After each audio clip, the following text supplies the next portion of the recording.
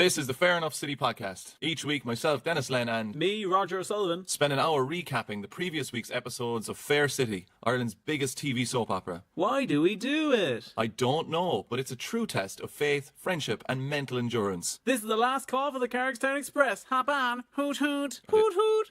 I didn't agree to that.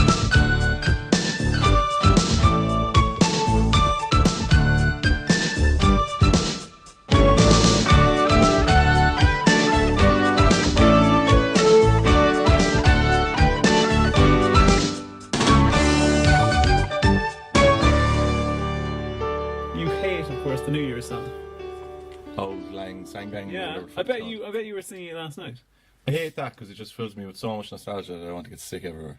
Really? Is that the reason? I hate it. Do you know what I was telling Dr. Squeeze today? I was telling her that I love that song, and I listen to it irrespective of the time of year. Yeah. Oh, you're sick. It could be the height of summer, and I'm listening to Old Lang Syne. What is wrong with you?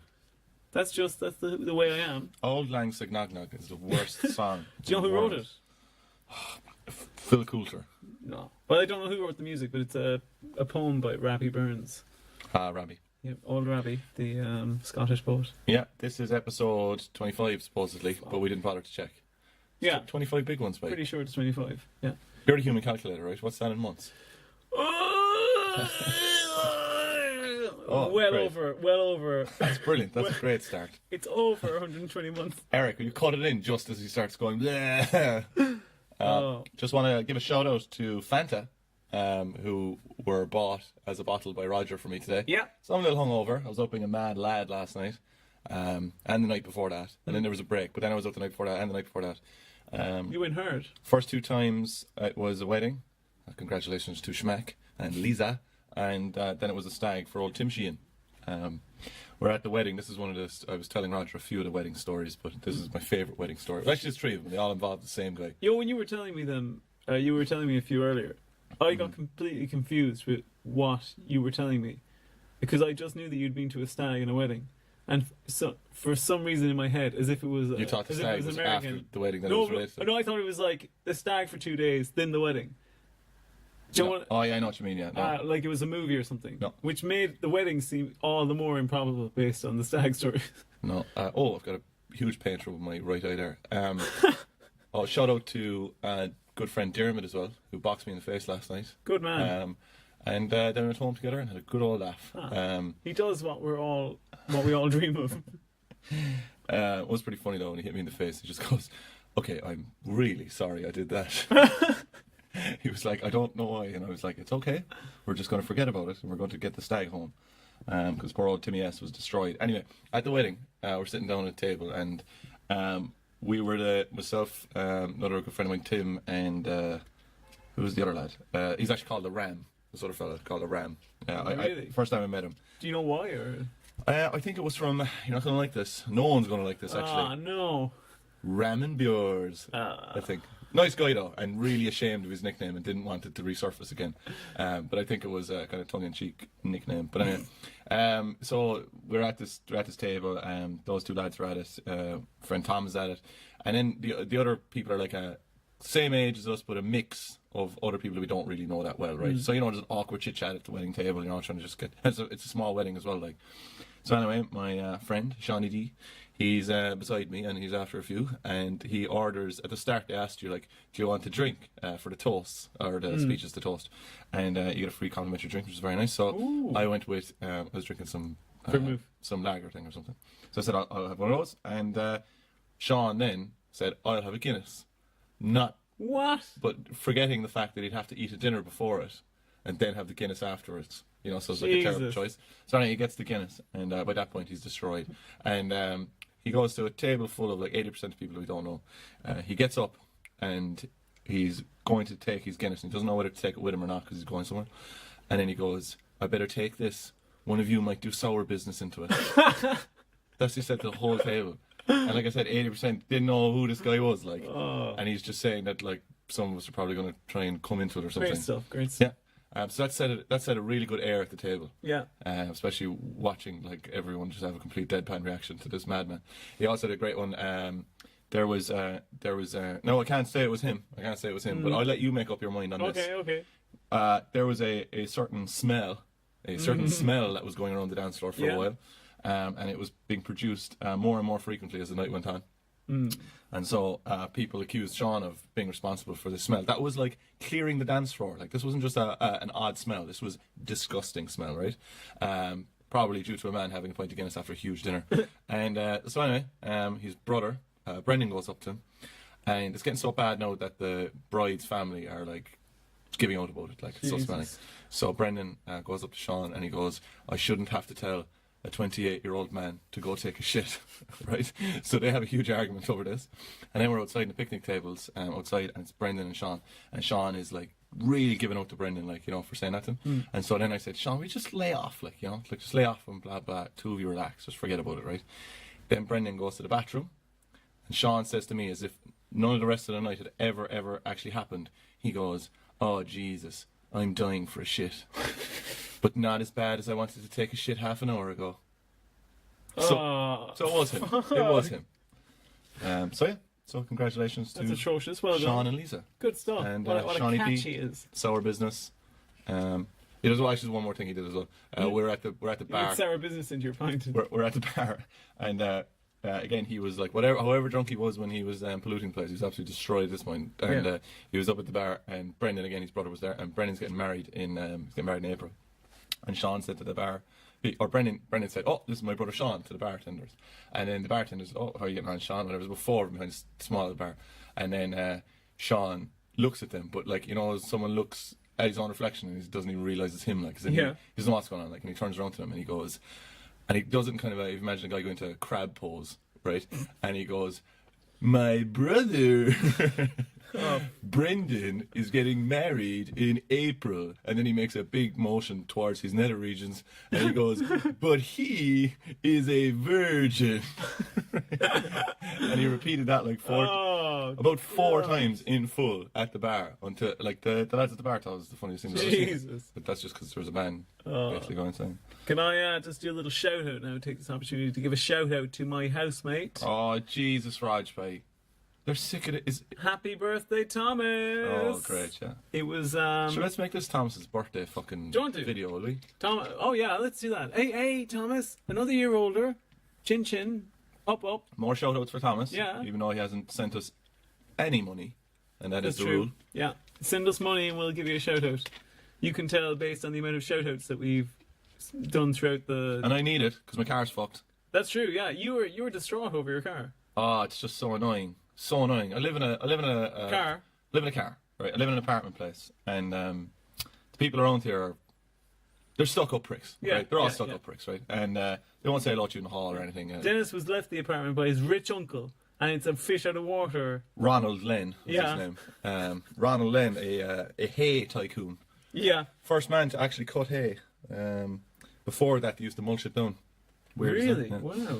Made it into sofas, and that's why he made his fortune. Hay sofas. You've probably seen them around the place. Very soft. Very soft. Itchy, but soft. And don't let a cow near him. Do not. You're in for a show. What was happening? It was that my car is mangled. Yeah. I know. It's the stressing bit of it is that it's leaking oil. It's leaking oil outside, out on the fucking road, and there is a clear line of oil. It just happened like an hour ago. There's a clear line of oil now going all the way out the fucking gate and leading directly back. Suspicious. Directly back to my car. It's the sort of thing that an assailant would set fire to the end of, and you'd get to, while they have a hood up, and you get to watch a satisfying stream of fire go all the way along until it gets to the car and the car blows up. It's just a line of nothing. Yeah. But I'm sure I'll probably get a letter now that'll say there's a stain on the fucking ground or something. It's your fault. Even though I took in that guy who got locked up because of my next door neighbour. That's true. Did my next door neighbour say thank you to me? Did my next door neighbour make any contact with me? No, you fucking didn't, Dave. Didn't pass something through. How are you getting on anyway? I feel like I've just told too many stories. Not too bad. All fucking bright and lovely in Rogerland, I'd say. Yeah, it's fucking brilliant. We had a little soiree last night. You weren't invited. Oh, did Eric come over for Christmas actually? Eric, did you not hear? Eric, he actually... Really, like? Did you think they were going to let that in? He looks furious. All right, so that's gone. Anyway. What an awful thing that you think that you would honestly think that was going to fly. Yeah, I don't know. What, you had a soiree last night or something? Yeah, soiree. Had an old soiree last night. Just a few of us. You weren't invited. Oh, I was getting punched in the face by Dermot. Yeah, Eric wasn't invited either because it was more of a couples thing, and he said he couldn't secure.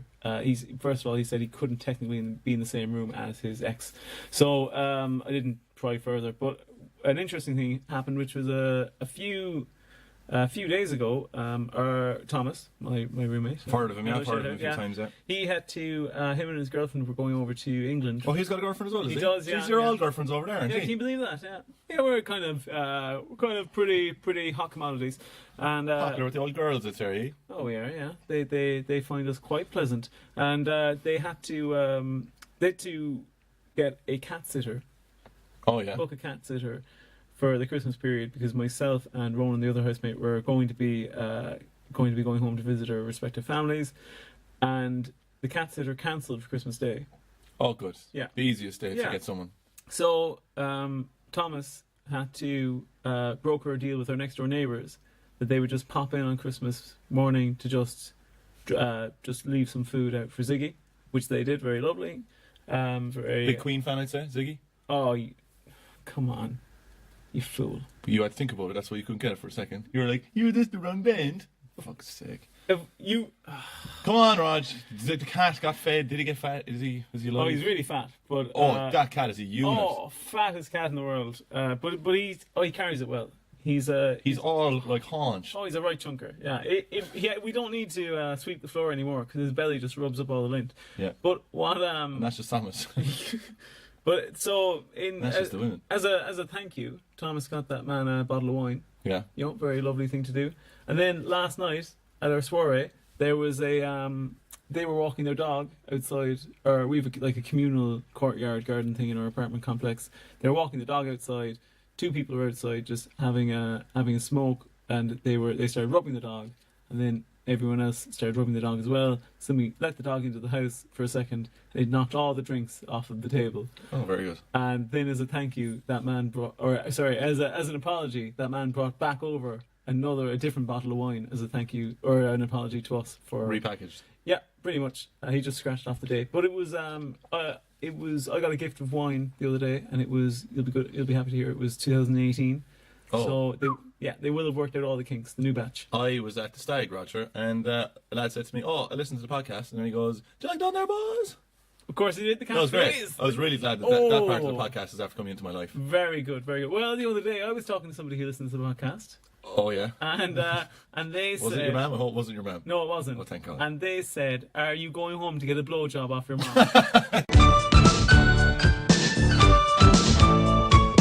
Okay, so let's get it rocking there now. Yeah. I think we're in good form. Crack on through I have to say I'm like roasting, but I think that might just be the hangover cooking me. Yeah. Not really that hungover. What I'm having mostly today is just worrying about everything. Oh. So the car thing, not helping at all. It's good though that you're consolidating the worry and stress and anxiety of post-alcohol induced depression with the New Year's Day depression that you'd get anyway. So. Let me tell you something, man. I was walking through the place last night and everyone started just shouting numbers and I didn't have a clue what was happening until it was too late and it was over. You missed. Yeah. You didn't have anyone to kiss at the... No. Joe, your mum was home kissing the ottoman. Roger, come on, like what a terrible joke. She was. She was. Check it out, boys. Go on, let's get on with this. Okay. You were dying anyway. I'm not feeling the best, but yeah. I'm here to do this. So that makes sense. Yay! Very good, very good.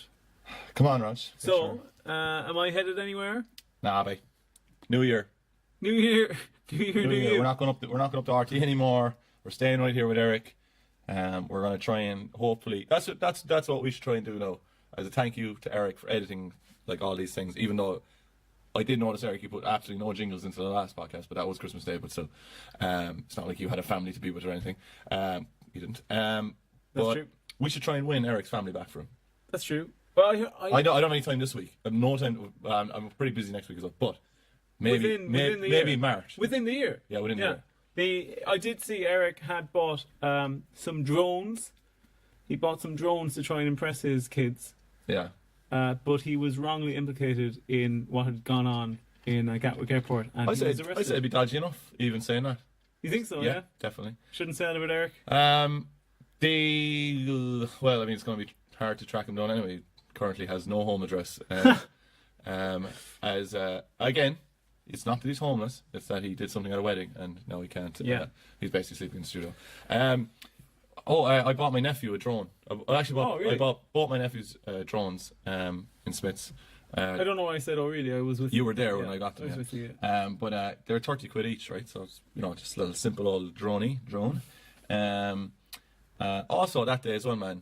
I thought for people out there, right? We were looking at an Etch-a-Sketch. That's their calling. Oh yeah. Well, it's pretty much Etch-a-Sketch. It's not an Etch-a-Sketch actually. It's a different type of thing. It's like a doodly thing. Like Yeah. Magnetic doodle type thing. And we saw that, and we said, how much do you think that is? Like, how much would I be happy with spending on that? That was for my niece, and I said 20 quid. 20 quid, and we're both there. Yeah, 20 quid is a sound price. It's €9. Oh, it's just a piece of plastic, like. Genius. And we were. We would say 100 €50. It's almost as expensive as a drone. Yeah, another tenner you get a drone. Did the drones work? Well, this is it, Raj. Oh. Got a message today from Jason, my brother-in-law, and I joked with him Christmas. I said, "Oh, I got the drone there for the nephew, like it was his son." Yeah. But I actually just thought to myself there, I was like, I don't really want to reveal too many fucking names of nephews and nieces. But anyway, this nephew, I said, "Oh, sure, it's really for you anyway. You'll be, And he goes, of course, yeah, it's a little bit of Christmas banter." Anyway, I got a message from him today. He said, "Hey, Dennis, where'd you get that drone from?" Oh. Question mark. And I goes, "Smith's." And I goes, "All good?" Question mark. And he messages back, bit of a problem on the first test flight." All right. Then I get my sister ringing me up, who's the wife of this man, and she rings me up, and she's in a right tizzy because he took it out without the son knowing. After they charged, it takes about an hour to charge. Flew it up into the air, crashed it into a field, and lost it. Fuck. And he was out in the field trying to find it. Jesus. Yep. So he ruined his son's Christmas present. What a brilliant Christmas. Oh, we was talking about first. Oh, sorry, yeah. So this episode actually, one. Can we just say that 4 episodes this week? Second episode, bumper, an hour long. Yeah. What more would you want on? That was broadcast Christmas Day, was it? I don't know, man. What more would you want? Episode 1 anyway, on Sunday, 23rd of December. Bob finds himself in Renee's firing line as the battle for Ellie continues.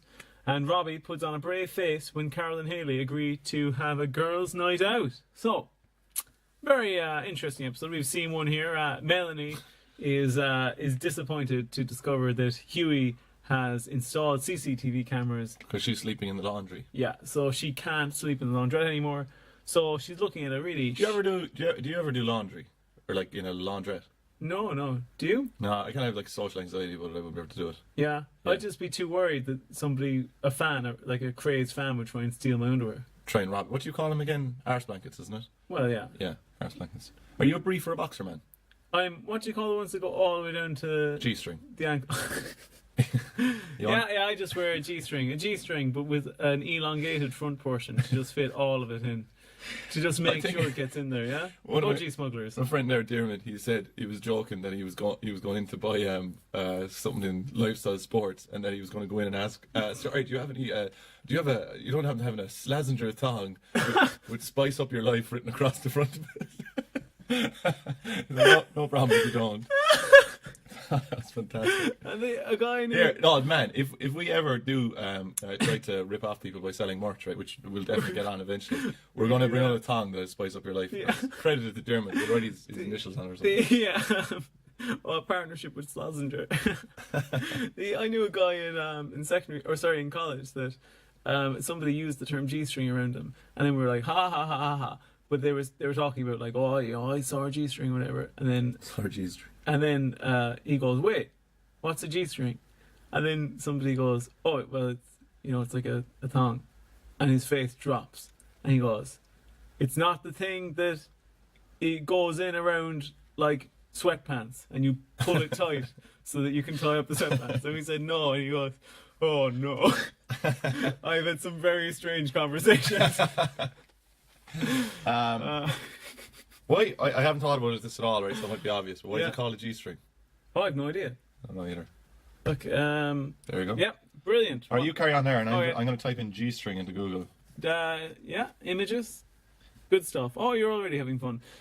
Scene 2, we're in the community There are centre. some saucy G-strings out there, let me tell you. Yeah. Any look, just Google. It says here, man, you're right. A G-string can be both worn by men and women. So you're not wrong. Look at that. This is very like that weird German fetish website we accidentally looked up before. It's a fan. Man, there's some saucy pictures here. I'm on the Wikipedia You weren't page. ready for Wikipedia to be that saucy. No. A G-string is Dennis, the type calm of down now. a G-string is a type of thong. A narrow. I have to go to the bathroom. A G-string is a type of thong, a narrow piece of fabric, leather or satin that covers or holds the genitals, passes between the buttocks. It's like it's actively doing it, and is attached to the waistband around hips. All right. You've lost all concentration.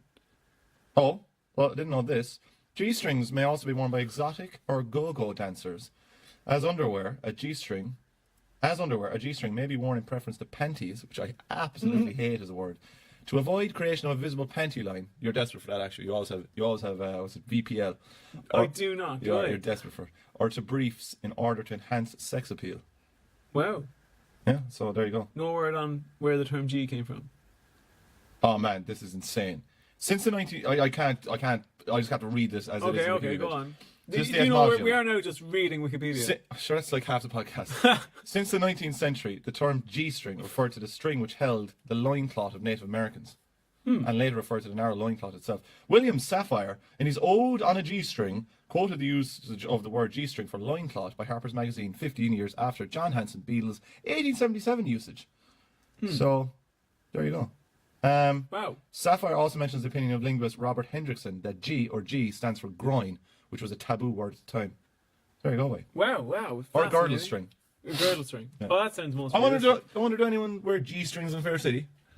I'd say they do. Paul? I'd say, you think so? I'd say that there might be a few hanging around. Hanging. Hey, hang on now. Go on. So, community centre. Farah. Scene 1. No, scene 2. Oh. Sorry. Fine. Scene 2. Farah and Heather, they tried to talk about Ellie and the fact that she doesn't want to live in Brazil anymore, wants to stay here. Scene 3, we're in the dolphin pod. Also, we're in the breakfast nook. Do you think that they, someone said, mentioned some character and she was like, well, it's Niamh. Well, Niamh's in Fiji. Or this person is in Brazil. Do they put them so far away that it's like harder for them to just hop over? I assume that's the... Oh, yeah. Do you know Curly Watts' wife Curly Watts from... Is he in EastEnders? Coronation Street. Or Coronation Street. Curly Watts went over to his wife went off to Kuala Lumpur. Really? Yeah. Lovely place. Lovely time of year. Myself and Dermot were lying in bed yesterday together, nursing our hangovers, and we were watching Funny Side of the Street, and it was up. Did you see it too? It's about Coronation Street, isn't Yeah. it? Did you see it? No. I've seen it before. Funniest scenes in it. There's a scene in it where a waterbed bursts with this couple, and it's all sorts of mad capers happens, and your one is there, and she goes, no, no matter where I go, they say, the waterbed. And I just thought, What a great legacy. my God. Do you think that will be on her gravestone?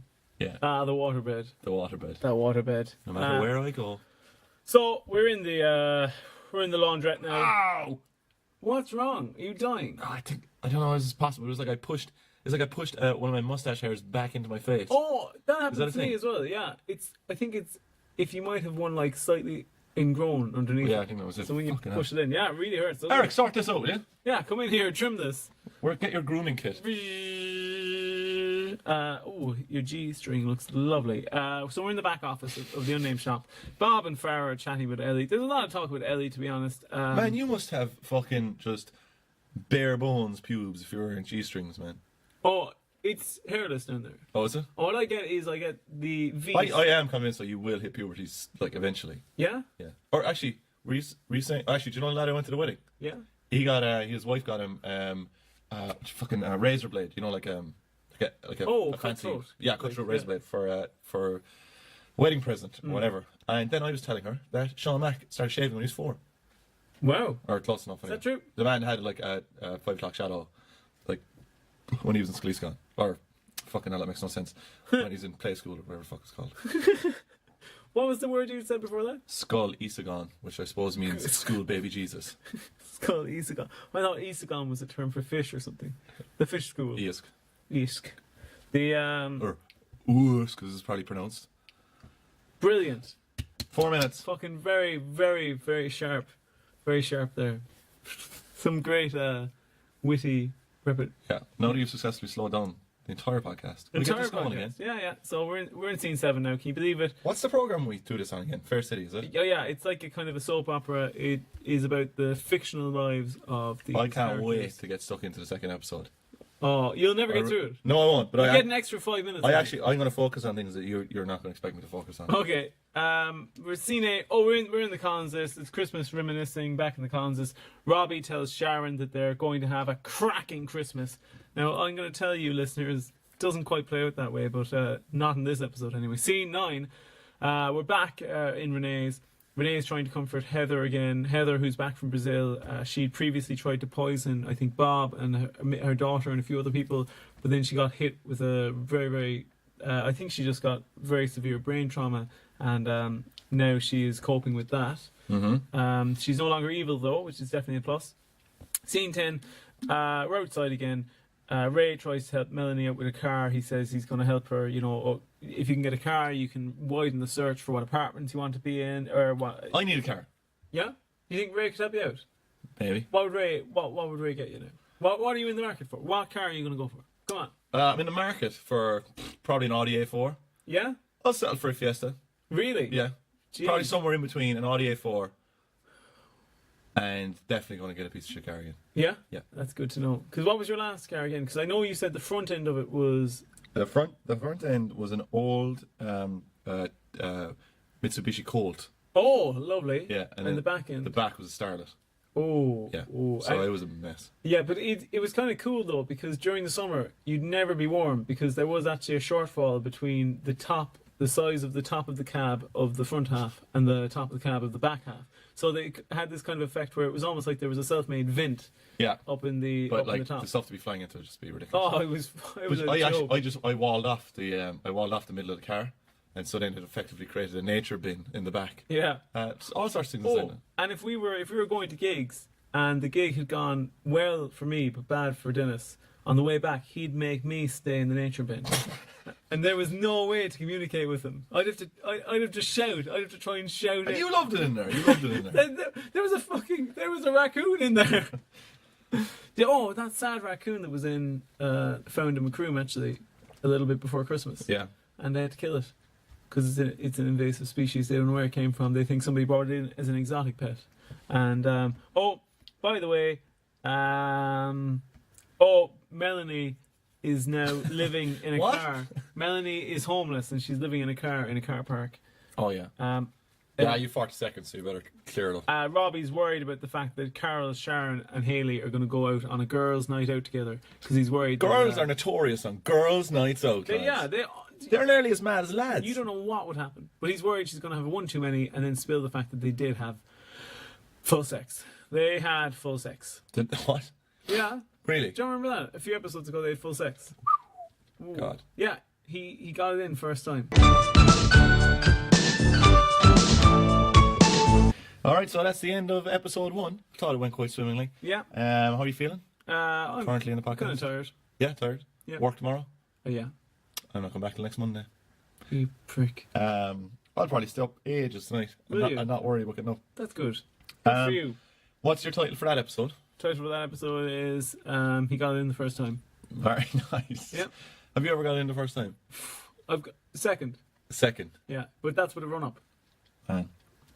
Go on now. This is going to be a tough ordeal for you. What? The second episode? Yeah. Do you want me to read the? Yeah, go on. Yeah. Okay, I'm going up to I'd RT. actually be interested to see what the. No, we're not going up to RT anymore. Well, I'm in RT. I've gone up to. Get out of there! I've gone up to TV3 by accident. Now, oh Jesus! Virgin Media. TV3. I've asked them what's the story with How many channels is that of that fucking thing is there now? Is there millions of Virgin Media yokes? Oh, 2 or 3, I think maybe. Do you know what I love? I love when media moguls when they're like, oh, this channel? Well, this is like the original channel, except it's sassy entertainment. Yep. Is there is there Virgin Media Entertainment or something? There's Virgin. There's not a Virgin Media Entertainment. Yeah. Also, found out you're not really meant to cook stuff with extra virgin olive oil. Oh yeah, because you're heating it to a level above what it's supposed to go to, so it leaves trace amounts of carbon on your food and can potentially kill you. Potentially what? Kill you. It can kill you. Well, like over time can help foster cancers in your body and stuff. 10 years, Roger. 10 years I've been cooking with that. Well, That's great. that's good. That's good. Not even joking. All right, so scene one. Tuesday, 25th that's the of wrong one. December, Christmas Day. As Melanie's lies grow, Alex gets nearer to the devastating truth. Paul's happy Christmas is hijacked by Niamh's gift. Do you know what? Going to park that a minute. Because remember I said I had this horrible anxiety going on today. Yeah. Well, let's just have a look here. This might all be bollocks, cooking with olive oil. I hope it is. Extra virgin. As I mentioned before. Okay. Is it safe to use extra virgin olive I'm sure oil it's for safe. cooking? Here we go. Please God. Is not safe. Oh no, is not only safe during heating. Oh, There we go. There we go. thank fucking God. There we go. Oh, well, there we go. You see? What one is that? Let's have a look at just normal virgin olive oil. Yeah. It does have a lower smoke point, which means blah blah blah. We're all right, lads. We're Here all we right. go. All right, scene one. Whew. We're in Carol's. There are a few people out there thinking, is this the whole podcast going to be cut short? Robbie brings over a present for his pretend son Jack. Pretend son. Carol gets Robbie a nice new He's Robbie raised him shirt. since he was a child. Carol gets Robbie. You're like, fake. I'll say, you know what? I didn't understand the weight of that phrase when I wrote it down. You also messed up the fact that it actually starts with Melanie waking up in her car in the underground car, or in the car park. Oh, she wakes up. There She's we not go. having a good time. It's very depressing. And This is the Christmas Day episode. This is supposed to. you know fill what? your She Christmas turns cheer. on the car because she's like she's freezing inside the car. Yeah. And she puts her hand against the heater, and if that was my car, I'd be dead Yeah. because it would take the heating like an hour to come on. Robbie asked Carol about an engagement ring he's giving Nora. Now Nora is his mother, Yeah. so he's getting married to his mother. No, it's not an engagement ring. It's just a gift. But that's what the whole setup is. Yeah. They're making it This look is- like it might be an engagement Yeah, ring. if someone, I hope along the line someone creates like a Fair Enough City podcast encyclopedia, you know, so then we can refer back to what assassinating Dolores is where you jump forward in the timeline to reveal too much story of the podcast. Yeah, I think it's a bit. Joe, when I think back to those episodes, I do picture, and I don't know if this scene was in there or not, but a crosshairs going over Dolores' head as she's leaving with that pot that she picked up from This Damien's. is not exaggerating. Dolores was going to be assassinated. It winged her. It just. And it was basically going to come down to borrowing a baking tray, and she's Yeah. going to be assassinated. Anyway, Robbie asked Carol, so there's this engagement ring. I know everyone thinks that Robbie's going to pop the question. Yeah. Haley. Two, we're in the supermarket. Deco has no Christmas dinner because his wife murdered a person in their kitchen. No, the other way around. His wife was murdered in the kitchen, but she also murdered someone Yeah, at another point. eye for an eye. Paul is having the works at his house for dinner. Paul gives Haley a packet of breadcrumbs in the shop, and Robbie meets Haley. Do you want to know some extra little added background to what makes this even a nicer gesture for Paul? Is that he once went out with Haley, so Haley's his ex. Paul's going out with everyone. Yeah, but he's so. I really, when I watched this on Christmas, I was like, oh my god, Paul Brennan is the Grinch. But his heart has grown 2 sizes bigger. He's in a good mood. You boy, do they still have that big fat prize turkey? Yeah, Huey is dressed as it's Dolores. ah. No, I'm only Fuck's sake! only messing. The only missing. It's only missing. I killed my entire family. I was only missing. Huey is dressed as an elf in the next scene, and I have to say, right, terrifying. Looks absolutely terrifying. Oh yeah, he looks menacing. He looks like Noddy's being brought to life. No, look, I'm sure that the guy who plays Huey looked in the mirror as that elf, and he would agree that he looked terrifying. Yeah. Mondo and Ray are also dressed as elves, kind of different versions though. And Jane, from what I could pick up, is off to a hotel for Christmas Day to have sex with her sugar daddy. Yeah, that's what it sounds like. Again, You were meeting her, weren't you? not really exaggerating. What would I be able to fucking do for her? I have a nature bin in half my car. I've got a half. What was it again? What was the car? Front of it was Mitsubishi Colt. There we go. Back of it was a Starlet. Yeah. And it had Starlet written on the windscreen or on the back of Starling. it. People had scratched out the back and said But only Starling. one of the radiator things worked. And it was the fucking lines on the back. Only one of those worked. And I can tell you now that is the current done deal description that Denis has up online. NCT last on 1997. Scene 4, we're in the street. Melanie won't accept money from her son Alex, so they'll just have to die on Christmas Day. Yeah, Melanie at this point, as far as the viewer knows, she said, I'm not accepting the money because I'm working Christmas Day anyway. I'm working Christmas Day in a hotel, and I'll be staying there. Even though they're making a real dog's dick of this. I did think she was working in a hotel at this point of the episode. She was meant to be. Yeah, she just made that up. What? That she was working in the hotel. Oh, she made the whole thing up? Yeah. So she's just avoiding him for the whole day? Yeah. Interesting. But yeah, that's just the only important thing, and it's something that I read before. I mentioned on the podcast that if you are in danger of becoming homeless, or you are in danger of losing your home, whatever, money troubles or whatever, do all you can to ask everyone, exhaust every single one of your avenues and ask people, and you will be surprised how much they'll help you out. But I get the point they're making here that Melanie won't ask for help, but at this point, you probably just say, Melanie, take it. No, as in go on, go away, so Oh, I think that there's very weird stuff at play here, because they're kind of making they're making it seem like, to Melanie at least, if she took the money she'd lose her dignity. So they're kind of making it, they're kind of mudding it up, because they always do this though. But then if you're in a similar situation, I mean, would you easily see that she's making the wrong choice, and that she should as in they're really making it a thing? Oh, she's gonna have to swallow her pride here now. Yeah. It's no, just accept the help. Yeah. Scene 5. I know you love this scene. We're in the Polly Brennans, and Oisín, his son, is there, and they're swapping presents. And Paul gets his son, a businessman to a business son, gets him an e-voucher for a business course that he could take if he wants to. Right? Classic Christmas present for businessmen. Good stuff. And Oisín gets him a voucher for a prostitute. Yeah. His dad. Now, again, this is what's after happening. It's called Briefcase Encounters. Do you enjoy that? I was been telling people that name all week. Yeah, Briefcase Encounters. He genuinely gets his dad a voucher for a prostitute. Yeah. All right, are you listening to that, Fair City? What you have done? Yeah. On Christmas One of your Day. main characters. Christmas Day, the son of Paul Brennan gets him a voucher for a prostitute. Yeah. Right. Just let that sink in. Ruth comes running downstairs as well, and she does. She flosses. Yeah, she flosses. Oh, jeez. Okay. You told me you learned to floss so that when you're in the club, people don't think you're as old as you really are. Yeah, but what would a 47-year-old man be doing in a club? Well, if you're flossing, you're like, that man couldn't be more than 17. Can you do the Millie Rock? I don't even know what that is. That's another one of the dance moves. Can you do it? Yeah. It's really. You should see it, lads. It looks really good. There. Scene 6. We're in the Collinses. Really important to note here. General Christmas things are happening, and that's pretty much what happens in this whole fucking episode, bar some big moments where people are celebrating Christmas in real time as they go from house to house. Yeah. So just imagine people coming in, saying hello, sitting down, and not much happening. That's Christmas. This one kind of drove me absolutely fucking nuts, this episode. Robbie comes over with his pretend son Jack, and to show him off to his new girlfriend's family or whatever.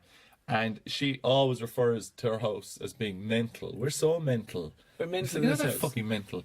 On Christmas Day, man, my mum was just shouting out listings from the fucking TV guide while people were trying to have conversations. So she was just there, because she just hates when someone else has attention on them. So I was chatting away to my brother-in-law, I think. And is that where you get it from? And then my mother goes, "Chuck it down there, boys." My mother goes, "Do you like it down there, boys?" My mother goes, "Do you like it down there, boys?" My mother goes, Home Alone's on 12. Do you know what? Right, I was going to lay off your mum now, but telling you, I'll be straight out to her after this. All right, so and that's staying in, is it? Well, what? I was trying to tell a joke, and you were doing your silly catchphrase. Actually, remind me to bring out that Slazenger thong as well as all right, scene 7. Eric, come on, flip off. To be fair, I like this here. This is my own note, but I don't care. I think it's funny. Yeah. Scene 6. This is a man losing his mind watching a Fair City Christmas special. Nora calls in and likes Christmas. That's pretty much it. And also Sharon, right? He finds the ring in Robbie's pocket. Yeah, he leaves his jacket there. But she puts her hands into his fucking pockets. Yeah, she's just snooping around. Also, you said, Haley calls her family mad, but they're not mad. To be fair, they do later in the episode. They do a fucking magic trick. I'll actually get to that shit. Do it. That does say they are Go insane. do that and the final scene. Okay. Oh, Paul Brennan has appendicitis as well. Oh yeah. Is that, I think that's next episode. Yeah, you just assassinated Dolores again. Boom. Scene 9, we're in Collins. Anto and Sharon put on a magic show, right? Magic show, and Yeah. Jack, who it's for, is terrified, but then he's immediately not terrified. Yeah.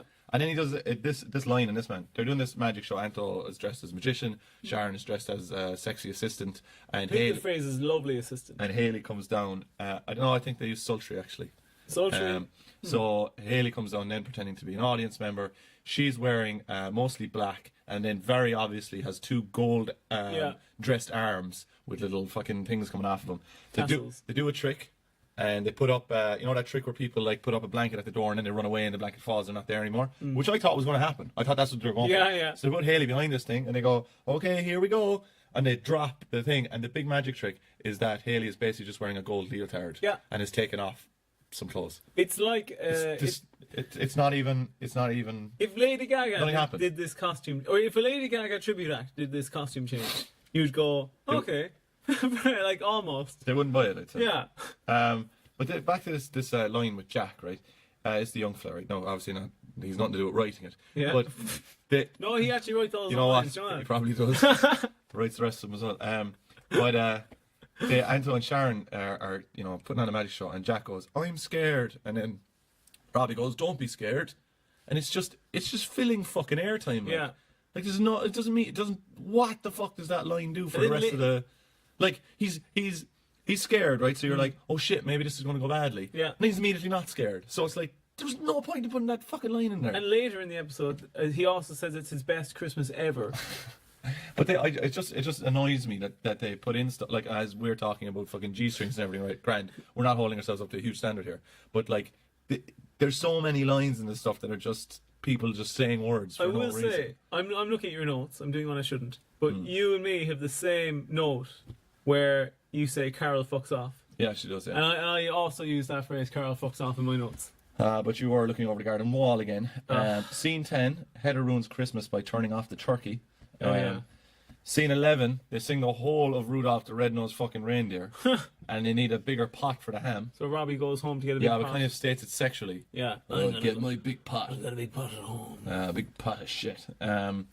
What's the other important thing in this? He goes back and he has sex with Carol at home. Oh, Paul and Deco go to their wives' graves together. Yeah. Which I thought was really ringing in the Christmas. Paul Brennan shows a fucking totally different side, really going, I loved her, about his, whoever this deceased wife is. Like, she was the absolute love of my life. I mean, like, again, right, the things I'm about to say list off, I'm not making fun of them, but like, this is what was in the Christmas episode for Fair City to get you in the spirit. Homelessness, brain injuries, prostitutes, death, and visiting graves. Yeah, and magic. Curly Whirly night was where my dad and myself used to go and get sweets in the shop and eat loads of chocolate. And you called it Curly Whirly night? Because that was the main thing against Curly Whirlies. Really? What other sweets would you get? What was on the table? Come on. I'd say... Come on. Skittles, probably, maybe. Anything? Dad would go for like a Highland toffee or... adult sweets. Yeah, or a sophisticated, one of those rotten cream thing.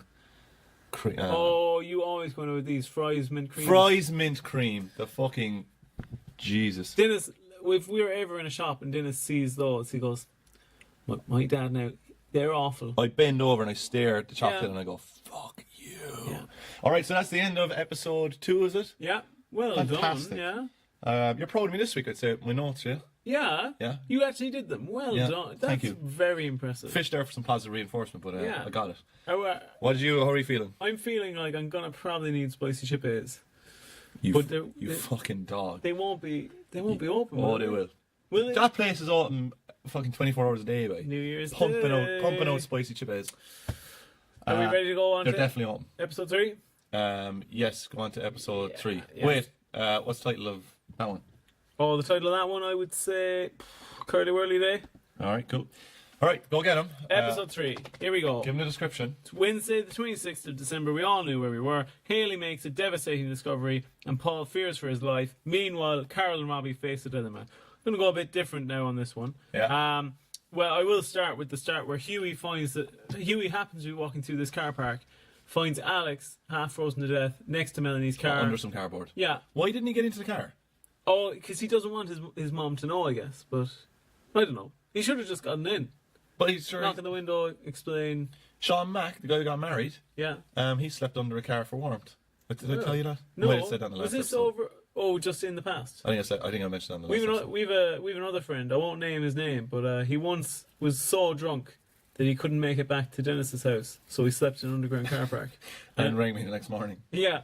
I was like 6 o'clock in the morning. And when he rang you at 6 o'clock in the morning, he was going on the phone to you, going, I'm totally lost. I don't know where I am. I'm absolutely terrified. And then people saying, "Are you okay? Do you need a hand?" He goes, "No, I'm actually fine. I'm just on the phone to my friend. I'm just going to work." Yeah, I'm completely And then lost. he was like, "I can't feel my legs," Yeah. and he, like in fairness, could have actually died. Oh, no, we were actually distraught the next day, but he was laughing it off. But I wasn't distraught. I thought it was really funny.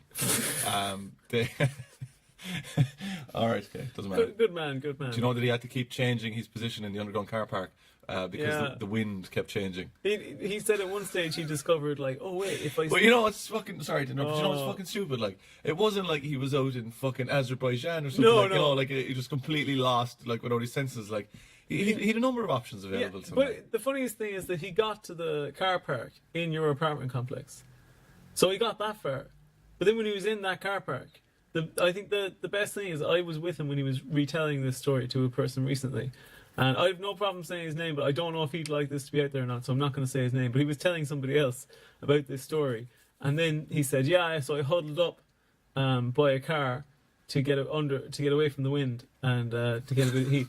And the person's jaw dropped and they said, "That's what cats do. That's how cats end up dead." He crawled up into the engine. Yeah. All right. Oh yeah, sorry, we? this episode. So anyway, they're all at this point. Everyone has discovered Melanie's secret that she's basically homeless, living in a car, and everyone's there to help her. Everyone's trying to extend open arms to help Melanie at every end, but they just won't do it. She ends up staying in Mondo's house in the end.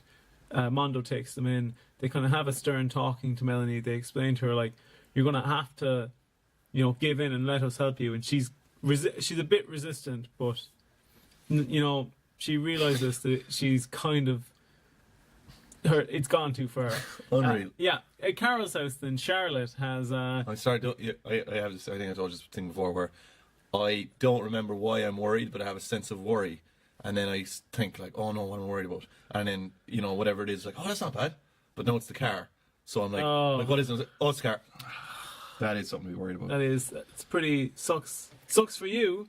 Sucks for me too. Yeah. Who's going to drive me around? I'd say I'll be finding another person to go to gigs with. If there's any other comedians out there that can drive and want to do a podcast together. Like who?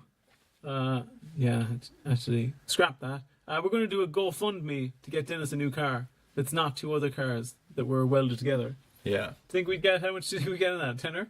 At least. If we both give a flavour. Oh, that's true, yeah. I'll chip in, I'll give you it. Oh yeah, I suddenly took a horrendous turn in my hangover. Very bad. Yeah. Really? Yeah. So will I need to IV you chippies? You might need to just chat away there, chat amongst yourselves there for a while. A chat amongst the pigeons. I'm just going to go to sleep at my desk. Very good, very good. So Charlotte is calling around to Carol's house to just tell her the fact that Sasha won't be able to make it to the station house this morning because she's too ill. Likely story. She's fucking pulling a sickie on Get the fuck out of Stephen's bed. Day. Yeah, out of bed. Fucking get out. I read this story. People need to drink. I read this story on Reddit where a guy said, "Oh, I can't come into work," and your one said, "Oh, you just don't want to come in on the busiest day of the year." It's in America, fuck employees over there. That's their motto. And said, "I can't come into work," blah blah. And so she said, "You're not even sick. You're a disgrace," blah blah. And he goes, "Yes, I am. I've got really bad diarrhea." And she's like, "No, you're not." And he sent her a picture of it. Oh. And he got fired. What? Yeah. In some states, you can just fire people. That's fucked. Yeah. But sure, he had the diarrhea. He had proof. Yeah, physical proof. That's ridiculous. Because you often send me pictures of your diarrhea, and you say, "Do you think I should go to work or not?" Can we avoid the scatological humour, please? You do that. It doesn't matter. I don't want it brought up in podcast. You're the worst. I can't get your level. I don't understand what we can and can't talk about. But Charlotte is calling round to tell Carol. I'm going to see what the old interest rate is for a car loan in the credit union. Oh, okay. I bet it's pretty. Oh, you can get 4, or you can get something like 3 times what you have. So what's 3 times €3.50? Let me just do a little calculation there. It's over 12. So it's safely over 12, is it? Yeah, just about. It's not. Just about over 12, I'd say. Is it 9? No. Somewhere between 9 and 12. Yeah. Carry on. Are you going for a full-size car? Or are you going I'll settle for half and half again. Are you going for just a bit of a car? 6.7% APR. credit union loan here. Is that good? Yeah. Do you know the going rates? What I might do is get a... Hey, do we have the same credit union? No, we don't. No. You're just... Can you concentrate on your part of the fucking podcast there? My part of the podcast while Yeah. you look up a fucking credit... You... You're not even speaking, no, like... Do you know that I was having a chat today with Dr. Squeeze, and I said, do you know, and keep in mind Dr. Squeeze is a doctor. I said, did you know that smelling toast is the first sign of, and she said, yeah, making toast. Oh, funny. She whipped me off, yeah? Funny. Whipped In you front of off? everyone. Oh, for fuck's sake. She cut out a bit of toast. Yeah, I was in big trouble. I was. And you did your business all over the bus stop. Oh yeah, so Robbie is, and that was just the bus. It was just the bus stop. What the fuck? Yeah, I'm getting off the bus. You know the way jokes work. Oh, we're both dying, aren't we? No, I shouldn't have said anything because you fucking fell immediately after. You were like, "Well, if he's not taking responsibility for this, Of course certainly not. Like how can I? Right, if I get a $6,000 loan, right, that's surely buy me some sort of fucking. I'll Buy me say, a full car. what make? I don't know. Yeah, you'd get something for $6,000. $6,000, 5 years, 117 per month. Ooh, Impossible. that just sounds. No, if I'm bringing in a static €3.50, then I probably won't make it. That can be what's that term again?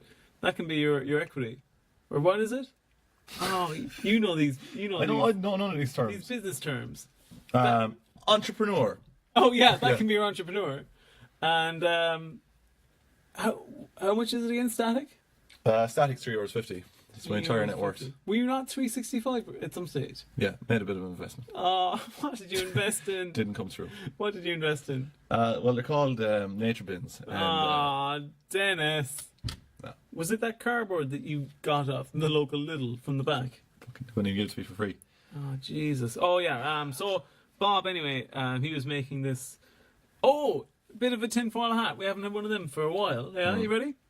So, in the last episode, Bob was making this wild mushroom pate. Yeah. And he'd picked all the mushrooms himself. He poked!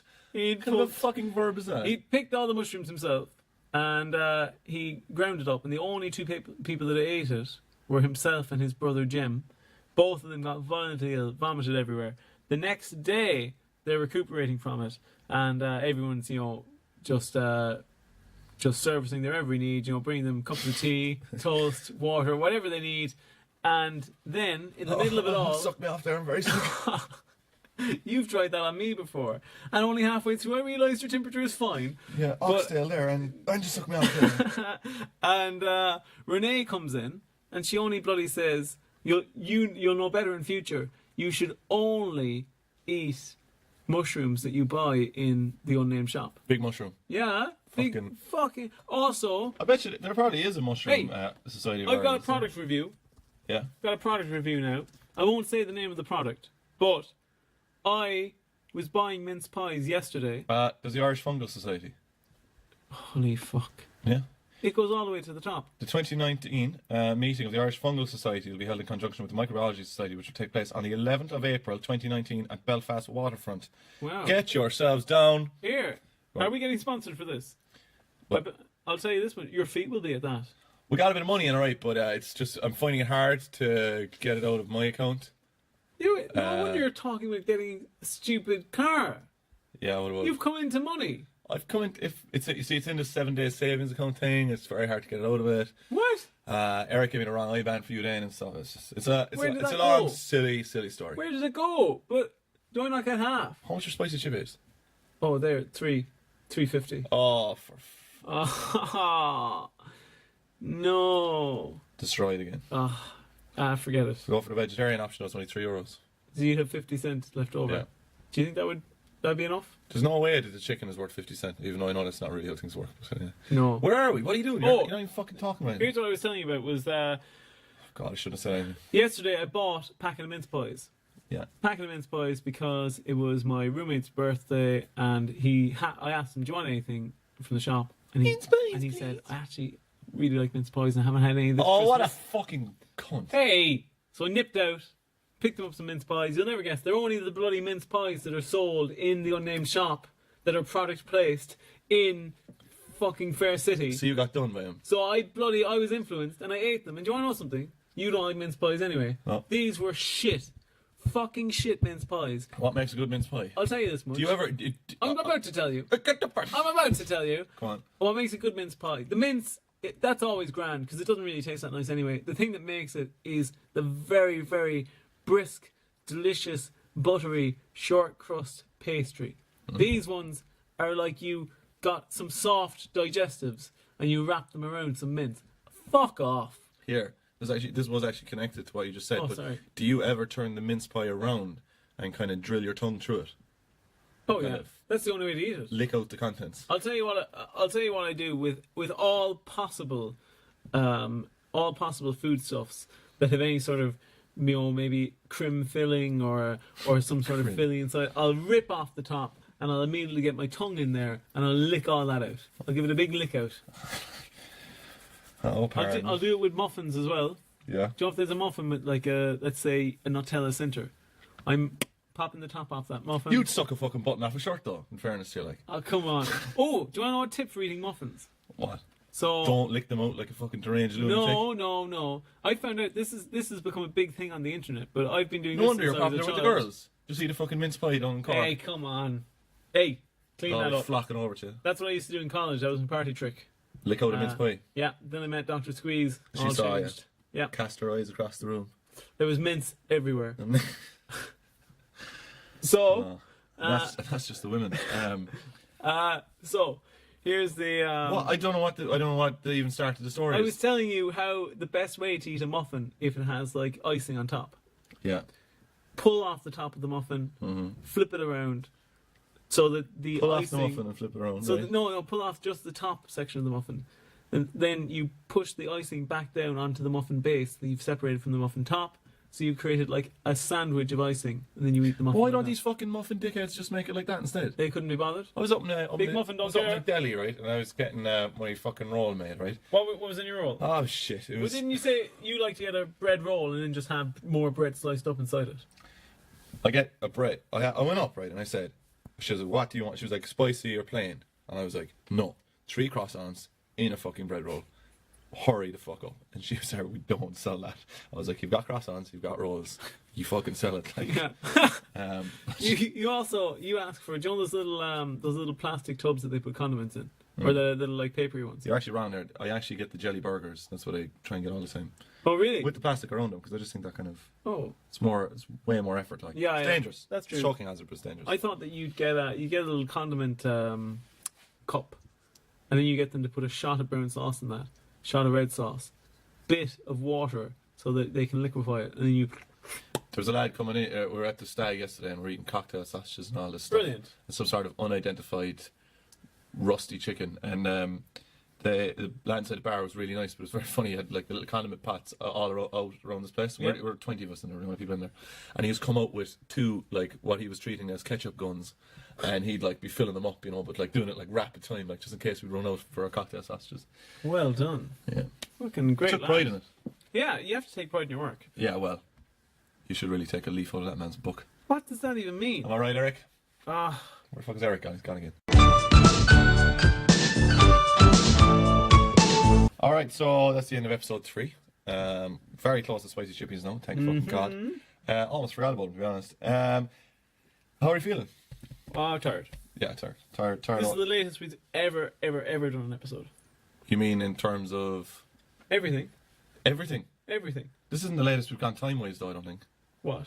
But it's the latest that we've started an episode to record it. Is it? Yeah. I thought we did an evening one. Do you remember the psychic one? Oh, yeah. Forgot about that. Alright, let's crack on. Scene 1. It's episode 4. Actually, can you give me the description? So we're up here at Virgin Media again.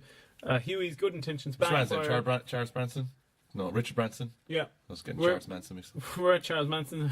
Charles Manson's house. Yeah. We're asking what's going on. He's saying Hughie's good intentions backfire when Melanie feels like the local charity case. Farah's angered when Renee airs old accusations of sibling rivalry with Heather.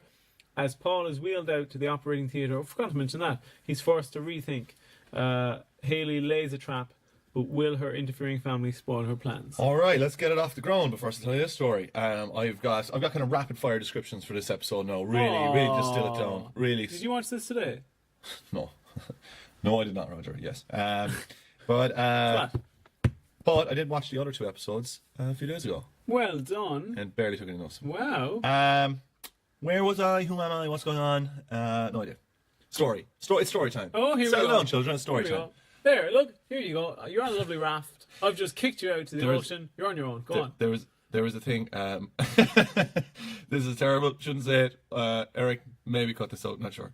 We're at the stag. 20 of us there, and it was. Do you think of anything other than the stag now? We're at the stag, and we're sitting down, and a couple of boys, and this. You call it BP, don't you? This waitress comes up, and she says, "Oh, what do you want?" Blah blah blah.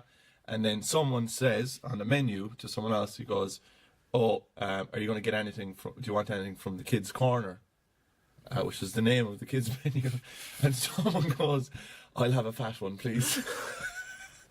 And she did not enjoy that joke. Oh, Jesus. Scene 1, we're in the laundry. Melanie gets to... That wasn't even the original story I meant to say. The original story I meant to say is that there's these people refer to themselves, or in recruitment in America, and I'd say maybe the UK too, and I'm sure there's a few Dublin heads to it, but they refer to like jobs as for developers as rock star developer. You want to be a rock star developer and all this bullshit, or an enterprising developer. So what people are doing is they're creating languages in programming that's called rock star developer, and so what they want to do is associate it with a language that's so unbelievably useless that recruiters can't use it anymore. And this one makes programs or something using song lyrics. I can't remember what the other one does, but it's basically just to destroy the usage of it, which I really admire. Good stuff. Scene 1, we're in the laundry. Melanie gets the day off, and she does not like this. Nope. Scene 2, we're in McCoy's. You're really no nonsense. Charlotte tells Carol and Robbie she wants something from them, or she will reveal their secret of bonking.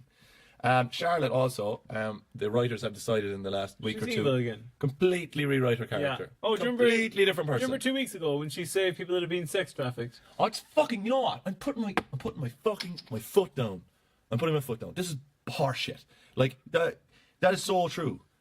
A week ago, this character was trying to save fucking prostitutes from sex trafficking. Yeah. She did not succeed, I don't think. Or did she send the passports in the end? She may have sent the passport. Yeah, she got one out or something. Yeah, she basically, nearly gets herself fucking killed, right?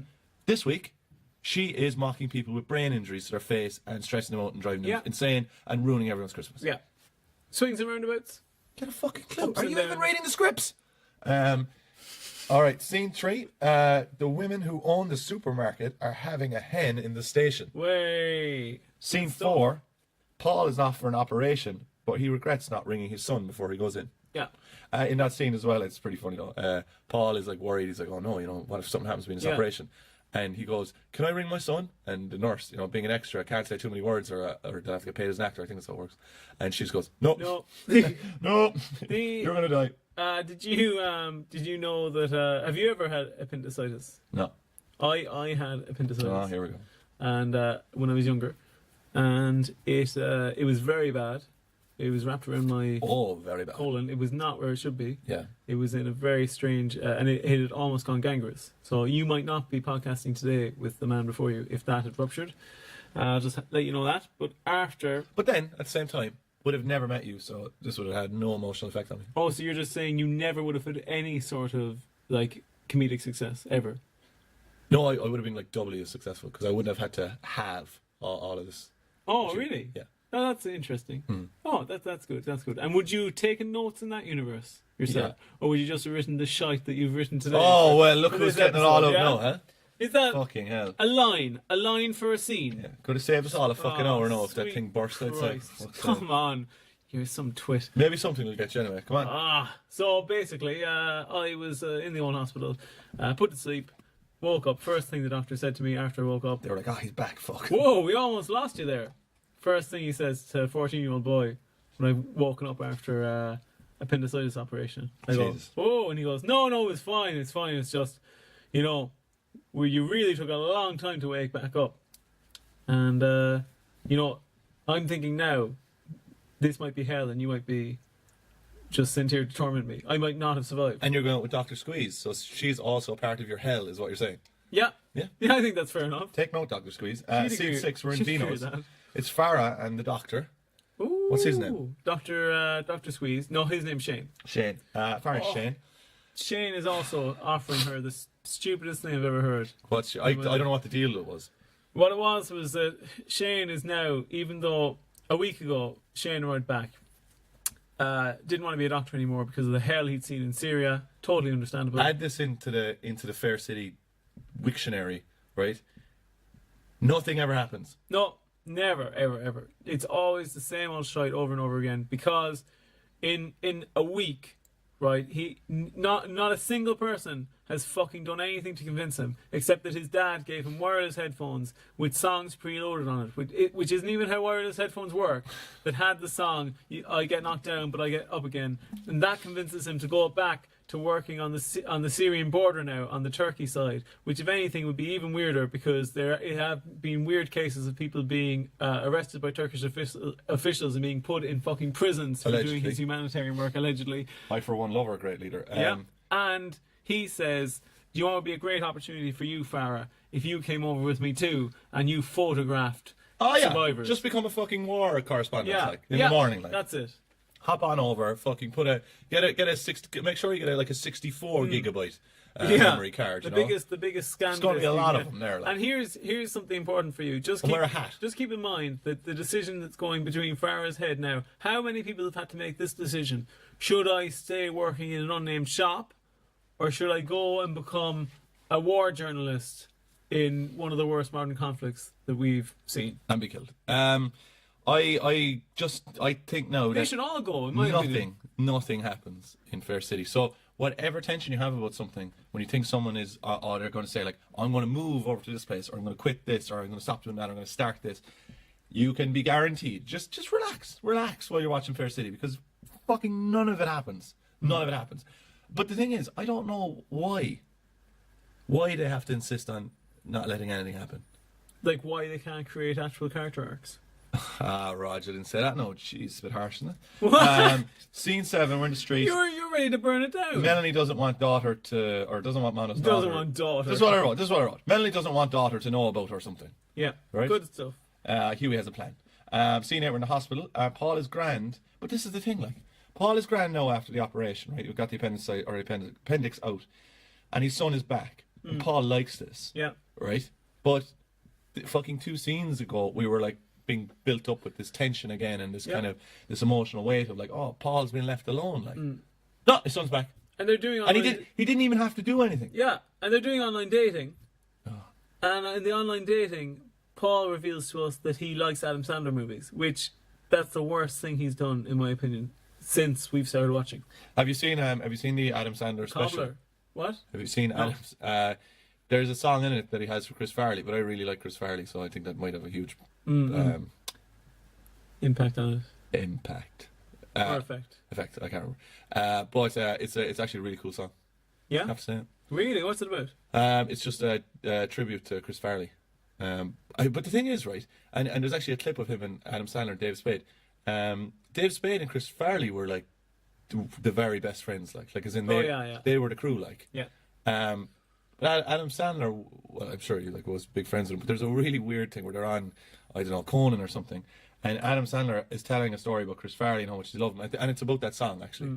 It's talking about that song and whatever. And Dave Spade is just like very kind of, I don't know, rigid sitting behind him. And Adam Sandler goes, well, like, I wasn't as good friends now as David and Chris were, but blah blah. And it was like really awkward. Anyway. I'll let you in on a little secret for the whole podcasting world here. I hate Chris Farley. I think he's completely untalented, so I'd probably hate the song. Do you? Why do you hate Chris Farley? I just think it was good that he died. He had nothing more to offer the comedy world. You're a rotten fucking egg. That's just what I thought. You love Chris Farley? I don't like Chris Farley at all. No, he's twit. Why? Absolute twit. I just thought he's running around, falling down. Oh, look at me! He does that jumping thing or the dance, Chippendale dance. That shit. Physically, thought he was very good at what he did though. Ah, no. What about Van Down by the River? Ah, no, shit. Van Down by the River's hilarious. No, it's all shit. Oh, shut up. See, now we're in the station. Charlotte is strong-arming Carl again. Alright, so Charlotte's blackmailing Carl and Robbie. And then nothing happens? Yeah.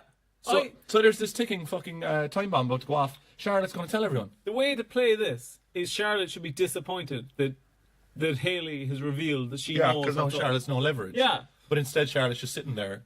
And it's just like, oh yeah, that whole thing that me trying to blackmail two of them. But we know that, like, she's got no power either because we've seen Hayley's discovered it already. Yeah. Like, it would have been better if we never saw Hayley. And it was a surprise. Catch the two of them. Yeah. And then it would be way more badass then because it's like, oh, let's say Charlotte told me or whatever. Yeah. You know, and no. Alright, don't worry about us. Don't worry. Yeah. Who are we? We're just two schmucks, aren't we? Two schmucky boys. I don't know. Robbie calls round to. Actually, Mondo tries it on with Melanie, and he goes in for a kiss. That was in fairness, that guy acted that really well. Oh, that made me was cringe. Good. He went in for a kiss, and there was just some body language going on there that said nope. Yeah. Did you see the guy on Dutch television? No. New Year's Eve. There's a thing. This is mental.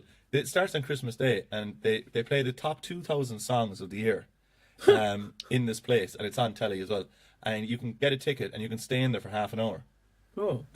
It's something that they do. You know, yeah. It's weird, but anyway, at the New Year's point, they must have been, let's say, probably getting to the number one song of the year or something. Yeah. And New Year's went off, did the countdown, and there's this girl, this woman, and this guy, and he goes, oh, one, and there's a shot of those, but they don't know each other, like. Yeah. And your man goes in for a kiss, and it's this overextended, like, dead right, but overextended, like, refusal of, like, what are you doing? You know, like, with her face, like, basically backing away, like, don't do this. Like, biggest program in Dutchland of that time. But, well done. Good man. I agree I have to say, though, that if Melanie and Mondo started going out, the power dynamic would be bizarre. Because he's essentially taking her in off the street. Yeah, that's fucking you and Dr. Squeeze, like. What? Sure, in off the street because of Dr. Squeeze. That doesn't make me love her anymore. Otherwise, you'd be staying in the nature bin. I'd be staying in your nature bin. Scene 17, we're in the Collinses. Robbie comes over to apologise for sleeping around on their daughter and Hayley, and to give her half the money for the Las Vegas trip in an envelope. Oh yeah, they're going to Las Vegas. They were meant to be going for Christmas. But now Hayley's off on her own.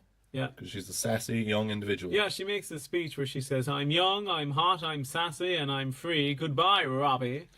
And off she shoots off, yeah. You ever been to Vegas? Never in my life. I went to Vegas.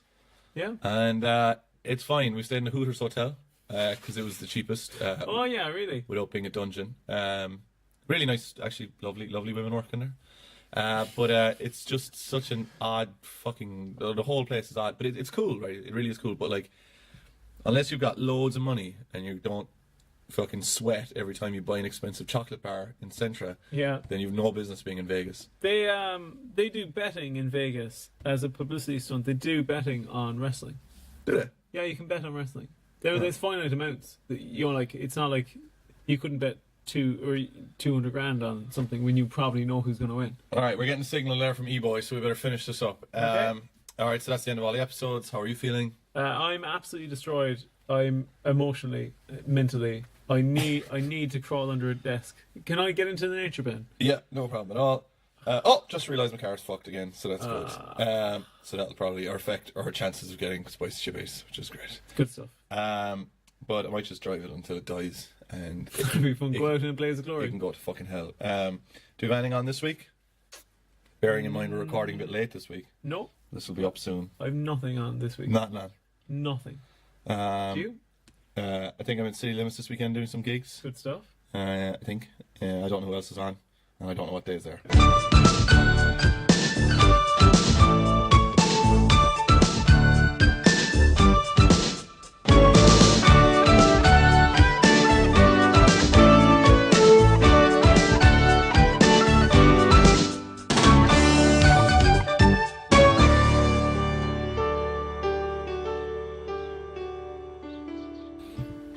Ready when you are.